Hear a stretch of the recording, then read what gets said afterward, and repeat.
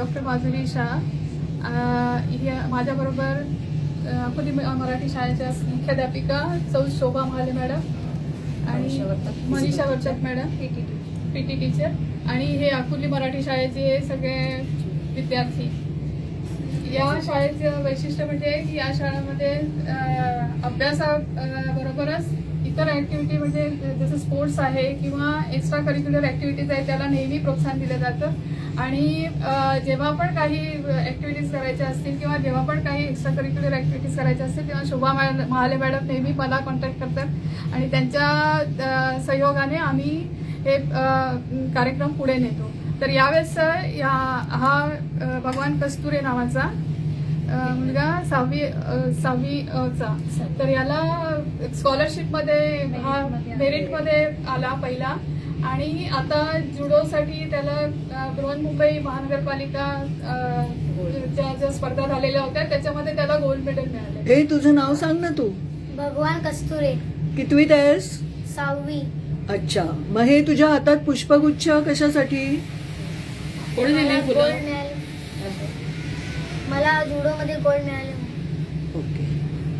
आणि हा दुसरा जो विद्यार्थी आहे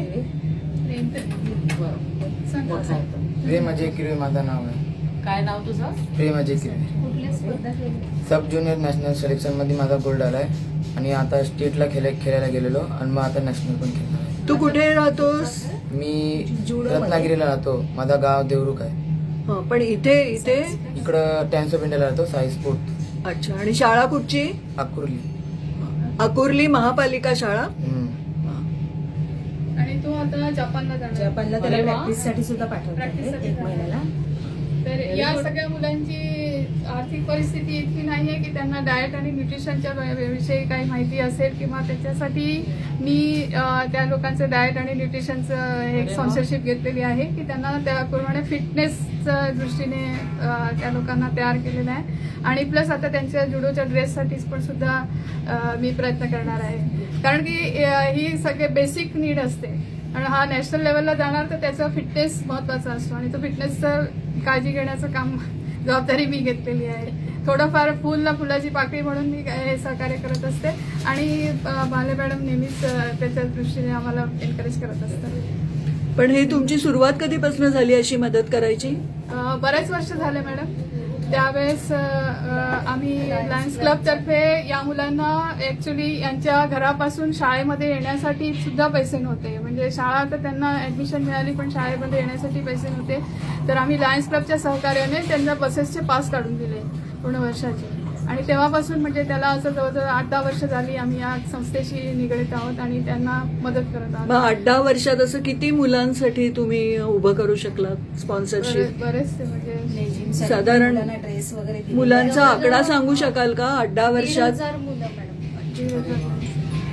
आणि शाळेला प्रोजेक्टर दिलंय काही ओके. माहिती असण्यासाठी लायन्स क्लबच्या सहकार्याने एका शिक्षिकेला आम्ही पूर्ण वर्षाचा पगार देण्याचं हे केलं, प्रोत्साहन दिलं. आणि असे बरेचसे आता मध्ये आम्ही जवानांसाठी राखी बनवण्याचं म्हणजे या मुलांकडूनच बनवून घेतली आणि जवानांसाठी पाठवली. तो एक मोठा प्रोजेक्ट होता.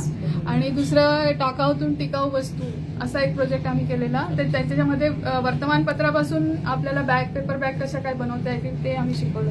म्हणजे त्याच्यामध्ये तुम्ही त्या विकून तुम्ही सेल्फ एम्प्लॉयमेंट सारखं पण करू शकता. म्हणजे हे पण एक प्रेरणा देण्यासारखं होतं. आणि त्याच्यानंतर आम्ही पीस पोस्टर्स वगैरेचे पण कार्यक्रम घेतो की लहान मुलांचं जे ड्रॉइंगमध्ये किंवा चित्रकलेमध्ये ज्यांना चांगलं स्किल असेल त्यांच्याकडून आम्ही पीस पोस्टर्स बनवून घेतो. तो एक आमचा परमनंट प्रोजेक्ट असतो. असे बरेचसे लायन्स क्लब ऑफ लोखंडवाला आणि इतर लायन्स क्लबचं आम्हाला नेहमी सहकार्य असतं.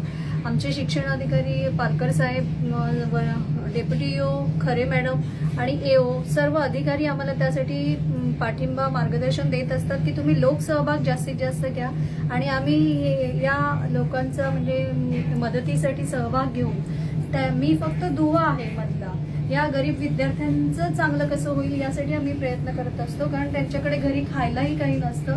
बीएमसीचा जेव्हा पास सुरू झाला तेव्हा गुडेकर मॅडम अध्यक्ष असताना आमच्या शाळेत आल्या होत्या. तेव्हा लायन्स क्लबच आम्हाला आधी पाससाठी सहकार्य करत होतं. त्यानंतर सर्व मुलांना BMCतल्या पास सुरू झाले. आणि माझं म्हणणं तर आता असं आहे की घरापासून शाळेपर्यंत जशी प्रायव्हेटला बस असते तशी बस या मुलांना BMCची मिळाली पाहिजे.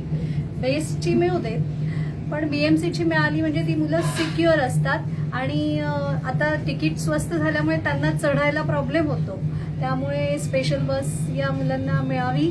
आणि मुलं आणि शिक्षक मला भरपूर सहकार्य करत असतात, त्यामुळे ही गरीब मुलं सुद्धा आज खेळातून ते नाव कमवतात शाळेचं, पण त्यांना रेल्वेत सुद्धा नोकरी मिळणार आहे. म्हणजे फक्त डॉक्टर इंजिनियर घडवण्याकडे नाही तर मुलांना स्वावलंबी बनवण्यासाठी आम्ही प्रयत्न करतो. आमच्याकडे बँडचं म्युझिकचं साहित्य आहे, तेही आम्ही शिकवण्यासाठी लायन्स क्लबकडून सहकार्य घेणार आहोत. कारण त्यामुळे ती मुलं, आज आमचा एक विद्यार्थी बँजो पथक चालवण्यासाठी स्वतः कमवतो, त्याचं बँड पथक आहे. तर असं स्वावलंबी मुलींना लायन्स क्लबकडून आम्ही शिवणाचं शिक्षण देत असतो. त्या नुसतं अल्टरेशन करून सुद्धा आज पुस्तकं किंवा काही खर्च मिळवण्यासाठी हे करतात. तर तुमच्या कामाला खूप शुभेच्छा. थँक्यू. खूपच छान काम. आमच्या मॅडम एवढ्या सहकार्य करतात. प्रत्येक शाळेतली मुलं येतात, नाही असं नाही, पण प्रत्येक प्रिन्सिपल कडनं एवढं सहकार्य मिळतच असं नाही. पण खूप प्रत्येक खूप मुलाच्या छान. मागे हे खूप सगळ्या principal सगळ्या आमच्या लोकांच्या सहकार्य पर्यंत करतात. पोहोचावं हो. यासाठी आम्ही प्रयत्न करू. खूप खूप शुभेच्छा. Thank you very much, madam.